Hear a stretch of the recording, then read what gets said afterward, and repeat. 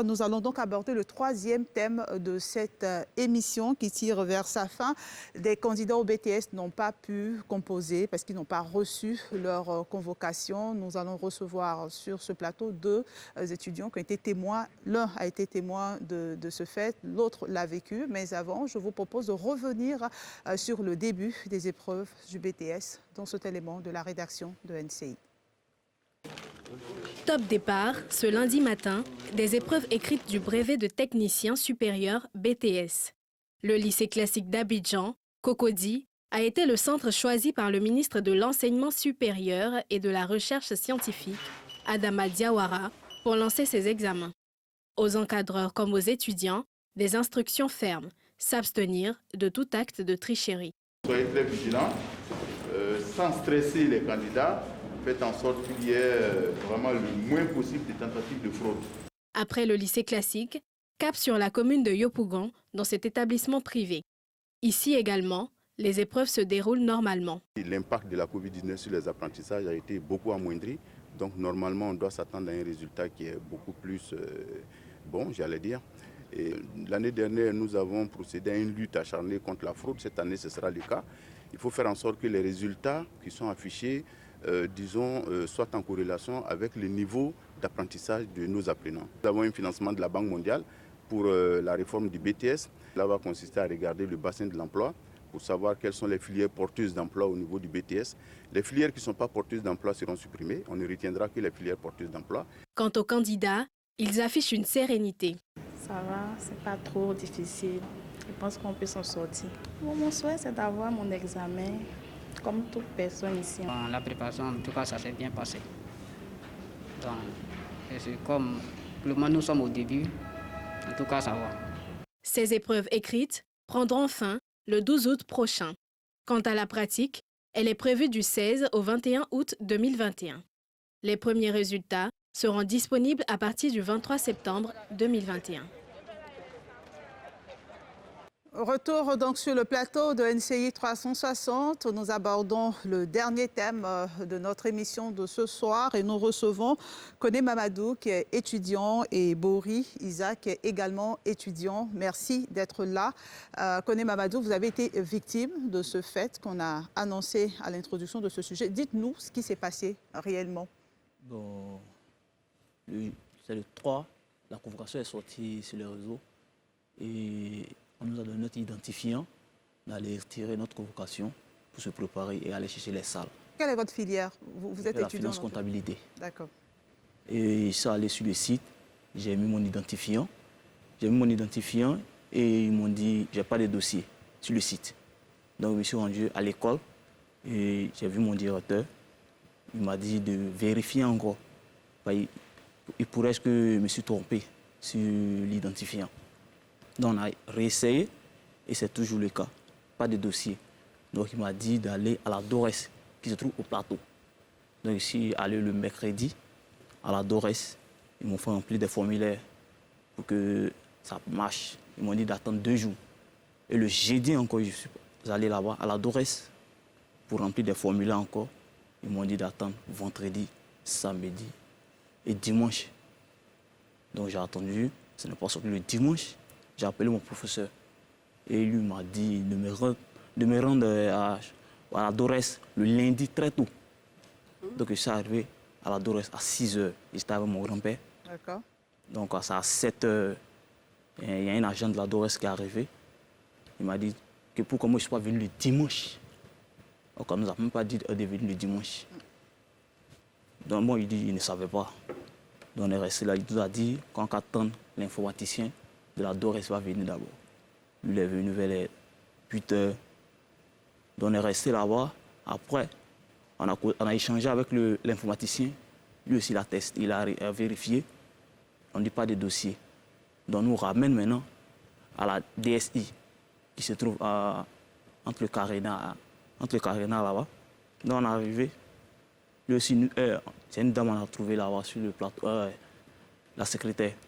On a trouvé, elle dit que ce n'est pas de la juridiction, qu'on va revenir à la DORES encore. Et on arrive à la DORES, on nous dit qu'il y a 2 ministères qui se chargent de nos dossiers. Donc, ils ne se chargent pas de ça. Donc en cas laisser tomber, l'année prochaine, on va composer. Et donc, vous n'avez pas pu composer cette année. La question, c'est est-ce que vous avez suivi tout le processus d'enrôlement? Oui, j'ai procédé tout le processus. J'ai suivi tout le processus. Et j'ai fait empreinte biométrique et j'ai déposé mes dossiers à la main d'une dame. C'est elle qui se chargeait de l'empreinte biométrique. Isaac, vous n'avez pas été victime de cela, mais vous avez été témoin. Une de vos amies de classe donc, a été victime. Expliquez-nous. Bon.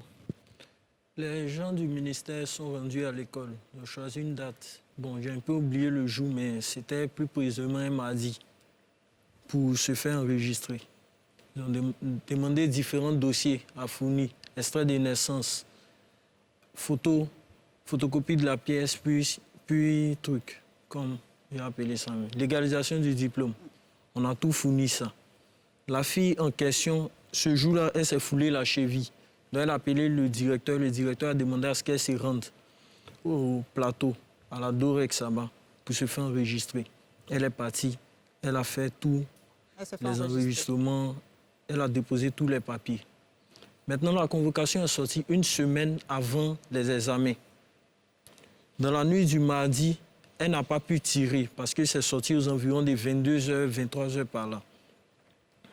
Elle a tiré pour elle le mercredi. Mais en mettant son identifiant, rien n'est sorti. On dit aucun dossier n'a été déposé. Le même mercredi, elle s'est rendue au plateau pour essayer d'exposer son problème. Ils ne l'ont pas reçu. Donc elle est revenue à la maison. C'est le jeudi qu'elle est partie. Arrivée là-bas, ils ont essayé son identifiant, rien. On a envoyé à l'informatique, au service informatique, pour regarder si son identifiant était là, rien. Donc, elle n'a pas pu composer. Elle n'a pas pu composer aussi. Voilà, je vais vous permettre de réagir rapidement, déjà en tant que parent, en tant qu'enseignant, mais juste le temps pour moi de préciser que nous sommes rentrés en contact avec le ministère de l'Enseignement supérieur et nous avons souhaité les avoir sur ce plateau ou au téléphone pour leur réaction. Nous n'avons pas obtenu gain de cause. Docteur Hassen Nenebi, vous êtes enseignant-chercheur, quelle est votre réaction? Et ce sera un dernier tour de table parce que nous sommes à la fin. Déjà, c'est des témoignages qui ne peuvent que nous choquer. Si on s'en tient à ce qu'ils disent et on note qu'ils ne se sont pas concertés pour être sur ce plateau, on note qu'il y a des erreurs qui sont imputables au ministère ou aux agents du ministère. Et d'après ce qu'ils disent, on leur demande de venir l'année prochaine composer. Passer un examen pour un étudiant, c'est similaire ou semblable à un homme politique qui remplit toutes les conditions d'éligibilité pour une élection et qui, le jour J, est empêché. Donc je voudrais ici, sur votre plateau, plaider auprès du ministère de l'Enseignement supérieur pour que des mesures soient prises et que ces étudiants dont le droit à l'éducation n'a pas été respecté en ce cas, puissent recomposer si réellement les faits allégués qu'ils ont présentés sont avérés. D'autant plus qu'ils ont cité des personnes et des structures qu'ils ont visitées. Et malheureusement, le fait que le représentant du ministère ne soit pas là ne nous permet pas d'avoir une vision globale de la situation. M. Riballé. Oui, c'est vraiment déplorable parce que cette année est une année assez spéciale. On a eu des erreurs de sujet au BEPC, ça n'a pas servi de leçon. Au bac encore, on a eu des erreurs de sujet. Et voilà que pour le BTS, ce n'est pas la première fois qu'on organise cet examen-là. On ne peut pas comprendre que ce genre de situation arrive, d'autant plus que les étudiants ont déjà beaucoup de problèmes. On parlait déjà d'insertion professionnelle, mais avant même l'insertion professionnelle, ils ont des problèmes même pour valider leur diplôme. Donc on dit à quelqu'un comme ça, faut attendre l'année prochaine, tu vas composer, comme si on ne lui causait aucun préjudice, c'est vraiment très grave. Donc on se pose des questions sur la qualité des ressources humaines dans ces différents ministères-là. Pourquoi on en arrive à des situations où les citoyens sont lésés sans qu'il n'y ait de solution pour réparer le préjudice qu'on leur cause. Donc, comme il le disait, il faut qu'on réorganise les choses pour que ceux qui ont été lésés puissent composer. Merci. Arthur Bonga. Brièvement, et ensuite, professeur Diop. Bon courage, parce que un examen, c'est déjà stressant. Se préparer, ne pas le faire, j'imagine. D'ailleurs, j'ai même envie de dire tant mieux pour eux, parce que s'ils avaient été repêchés pour composer. Mais en général, dans les examens grand tirage, il y a toujours des sessions de remplacement. Je pense que normalement, ça ne doit pas poser de problème pour qu'ils recomposent dans une session de remplacement avant la fin de l'année universitaire. Bon courage à eux. On espère que le ministère va régler ces problèmes et leur permettre rapidement d'avoir une date sur les sessions de remplacement. Professeur Dion.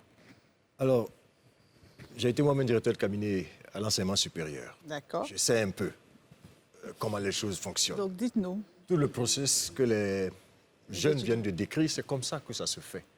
C'est-à-dire qu'on va vers eux avec les empreintes biométriques et tous leurs dossiers. Ça remonte à la structure qui est chargée d'organiser les examens. C'est ce qu'ils appelaient la DOREX, et qui est la DEXCO, la direction des examens et concours. C'est cette direction qui organise les examens. Maintenant, il y a une structure d'appui qu'on appelle la direction des services informatiques. C'est cette structure qui appuie donc la DEXCO et qui donc édite toutes vos convocations et autres parce que ça se fait en ligne. Il peut arriver qu'il y ait un problème de coordination. Ça se voit partout. Il peut arriver qu'il y ait un problème de coordination. Mais la personne qu'on doit interroger, oui, si ce n'est pas bien coordonné, ça peut arriver. Donc, la structure qui doit s'expliquer, c'est d'abord la direction des examens et concours qui doit dire pourquoi ces choses ont pu arriver. Et je crois que peut-être dans vos prochaines émissions, il faudra faire en sorte que ça soit clair parce que c'est les enfants de Côte d'Ivoire. C'est des enfants qui veulent réussir, qui veulent servir leur pays et ils ne peuvent pas être sacrifiés de cette façon. Et je termine sur le fait que j'ai un peu côtoyé le ministre Adama Diawara. Je le connais personnellement, il est suffisamment rigoureux pour que de telles choses, si elles étaient avérées, il puisse laisser passer cela. Et nous comptons sur lui pour qu'il règle ça, parce que ce sont les enfants de la Côte d'Ivoire. D'accord. Merci.